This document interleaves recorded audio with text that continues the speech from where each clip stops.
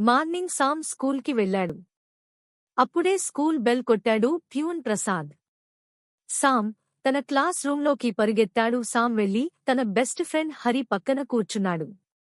Teacher Uma చిరునవ్వుతో లోపలికి వచ్చారు. గుడ్ మార్నింగ్ పిల్లలు అని టీచర్ విష్ చేసింది.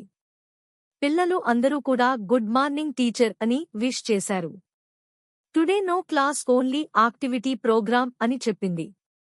పిల్లలు ఉత్సాహంతో క్లాప్స్ మోగించారు. ఈచ్ స్టూడెంట్ అందరి ముందు ఒక స్మాల్ స్టోరీని పంచుకోవాలి అని ఉమా టీచర్ చెప్పింది. ఫస్ట్ హరి స్టోరీ చెప్పడం స్టార్ట్ చేశాడు. అతను రాబిట్ అండ్ టోర్టోయిస్ స్టోరీ చెప్పాడు. నెక్స్ట్ సామ్ నా పిల్లి పాలు తాగదు అంటూ స్టోరీని చెప్పాడు. సామ్ స్టోరీ ముగించినప్పుడు గది చప్పట్లతో మార్మోగింది. టీచర్ చిరునవ్వుతో, అద్భుతం సామ్, నీకు కథ చెప్పే గొప్ప నైపుణ్యం ఉంది అని అన్నారు. మధ్యాహ్న భోజన సమయంలో హరి, సామ్ ఇద్దరూ చెట్టు కింద కూర్చుని తమ లంచ్ని షేర్ చేసుకున్నారు. నువ్వు అద్భుతంగా చెప్పావ్, నీకు ఆ స్టోరీ ఎవరు చెప్పారు అని హరి సామ్ని అడుగుతాడు. అప్పుడు సామ్ తన తాతయ్య చెప్పాడు అంటాడు.